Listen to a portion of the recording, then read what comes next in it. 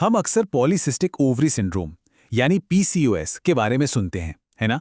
लेकिन क्या हमें पता है कि इसका एक बहुत ही गहरा और छिपा हुआ कनेक्शन इंसुलिन रेजिस्टेंस से भी है? आज हम इसी छुपे हुए कनेक्शन को समझने वाले हैं कि आखिर ये दोनों आपस में जुड़े कैसे हैं। इस पूरी कहानी को समझने में हमारी मदद करेगा ये इन्फोग्राफिक। ये एक बहुत ही कॉम्प्लेक्स बायोलॉजिकल रिश्ते को जानते हैं काफी आसान तरीके से समझाता है। तो चलिए इसके हर हिस्से को एक एक करके देखते हैं। तो आज का हमारा रोड मैप क्या है? सबसे पहले हम पीसीओएस की असली जड़ को समझेंगे, फिर जानेंगे कि ये इंसुलिन रेजिस्टेंस आखिर है क्या। इसके बाद हम उस 5 स्टेप वाली प्रक्रिया को देखेंगे जो इन दोनों को जोड़ती है। फिर इसके बाहरी लक्षणों पर बात करेंगे और आखिर में जानेंगे कि इस कंडीशन को मापा कैसे जाता है। तो चलिए शुरू करते हैं पहले और सबसे बड़े सवाल से। पीसीओएस की असली वजह क्या है? इसकी जड़ें आखिर कहाँ से शुरू होती हैं? देखिए, अक्सर ऐसा लगता है कि पीसीओएस की समस्या अंडाशय यानी ओवरीज से ही शुरू होती है, लेकिन असल में इसकी कहानी कहीं और से शुरू होती है।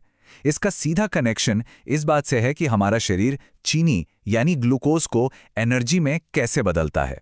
तो अब आते हैं मेन कॉन्सेप्ट पर, इंसुलिन रेजिस्टेंस। अच्छा, इसे समझने के लिए एक बहुत ही आसान सा उदाहरण लेते हैं, ताले और चाबी का। देखिए, नॉर्मली क्या होता है, इंसुलिन एक चाबी की तरह है जो हमारे सेल्स यानी कोशिकाओं का ताला खोलती है ताकि ग्लूकोज अंदर जा सके और हमें एनर्जी दे। सिंपल। लेकिन इंसुलिन रेजिस्टेंस में सीन थोड़ा अलग है। इसमें कोशिका का वो ताला यानी रिसेप्टर जाम हो जाता है, तो इंसुलिन वाली चाबी काम ही नहीं कर पाती और सारा ग्लूकोज खून में ही अटक कर रह जाता है। ये इमेज देखिए, इससे बात और भी साफ हो जाती है। एक नॉर्मल सेल में इंसुलिन अपने रिसेप्टर से कितने आराम से जुड़ जाता है, लेकिन दूसरी तरफ रेजिस्टेंट सेल में वो रिसेप्टर ब्लॉक हो चुका है। बस यहीं से सारी गड़बड़ की शुरुआत होती है। अब सोचिए, जब सेल्स इंसुलिन की चाबी पर कोई रिस्पॉन्स ही नहीं दे रहे, तो हमारे पैंक्रियास को क्या लगेगा? यही ना कि शायद और चाबियों की जरूरत है। इसलिए वो और भी ज्यादा इंसुलिन बनाने लगता है। खून में इसी बढ़े हुए इंसुलिन की हालत को हाइपर इंसुलिनीमिया कहते हैं, और बस यही वो चिंगारी है जो आगे की सारी प्रॉब्लम्स को शुरू करती है। तो चलिए अब उस बायोलॉजिकल डोमिनो इफेक्ट को समझते हैं। ये 5 स्टेप्स की एक चेन है जो हमें बताती है कि कैसे इंसुलिन रेजिस्टेंस आखिर में पीसीओएस तक पहुंच जाता है। पहला डोमिनोज, इंसुलिन रेजिस्टेंस। जैसा हमने देखा, सेल्स ग्लूकोज को अंदर नहीं ले पा रहे। इसके जवाब में पैंक्रियाज खून में इंसुलिन की जैसे बाढ़ ला देता है।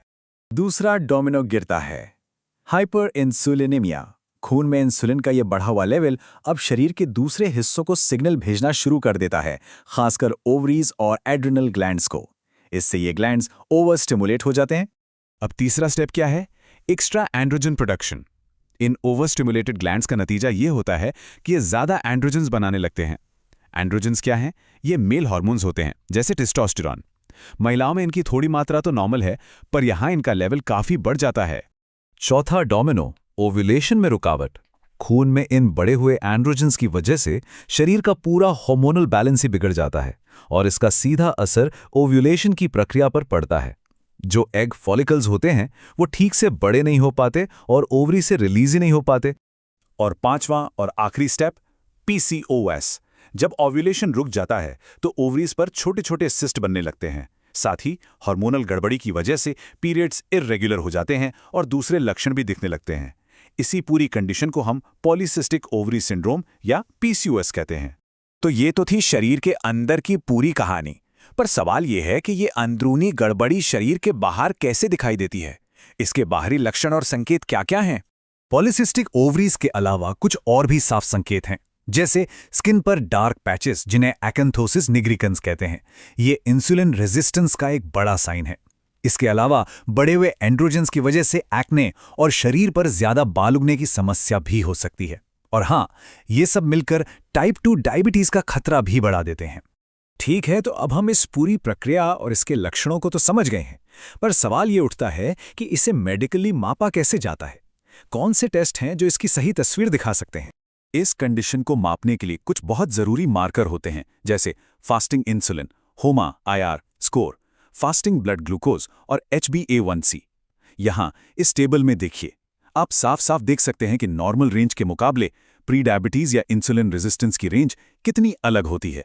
यही नंबर्स हैं जो डॉक्टर्स को बताते हैं कि शरीर शुगर और इंसुलिन को कैसे हैंडल कर रहा है।